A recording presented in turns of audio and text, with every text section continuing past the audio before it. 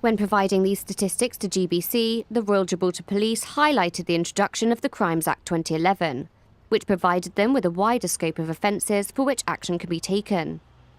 This saw figures for sexual crimes rise, with an unusually high figure of 70 offences reported in 2015, something which the police is unable to explain. There are a number of general reasons. I think aspects in relation to the community being more aware in Gibraltar of sexual offences.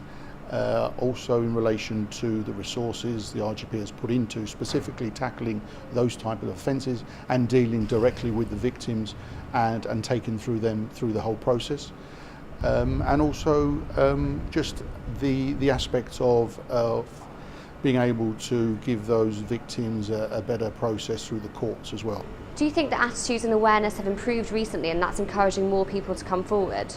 Yes, obviously the offences that have been brought in as part of the Crimes Act has allowed us that.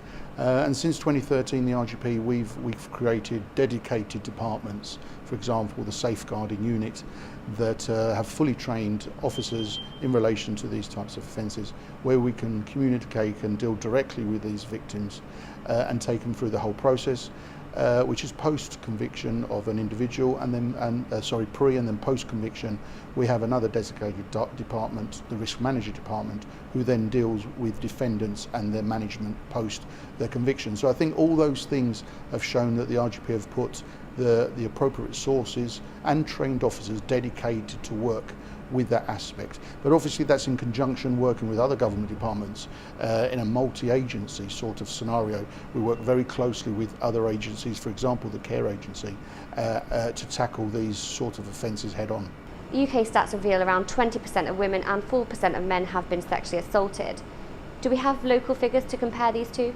I wouldn't be able to say in relation to the percentage of individuals that are reporting offences. All I can say that it is increasing, and like I've said, these are for a number of reasons. And these are increasing offences are not only offences that are happening now, but these are historic offences as well. So we've got members of the public that may have not been in a situation some time ago, it could be years, could be decades, that they haven't been able to come forward because they didn't think either confident enough or believe that the setup was there to take their matter forward. Whereas now, like I said, we've got the dedicated officers, dedicated teams, working multi-agency throughout with other departments throughout Gibraltar, and the court process as well. There are special measures in court which now enables us to give that more security and safety to that individual, to that victim who is in court, and be there with them. However, the police also add that since February 2017, of the 60 sexual offences reported, a third of cases have resulted in no action taken, with half still under investigation. 8 people have been charged with relevant offences. Despite the positive steps forward made in Gibraltar, there is still work to be done.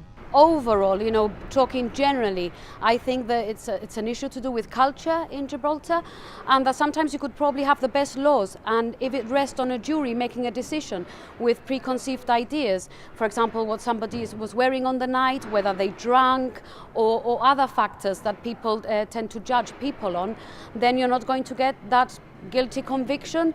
So a lot of our work behind the scenes, we've sort of thought we need to start challenging that culture, that rape culture, and educating people about, what's right and what isn't. I mean, it's great that we have a designated safeguarding unit that solely deal with that, so that's very good, whereas in other places like the UK, officers are struggling to find the time to be able to take these cases on board.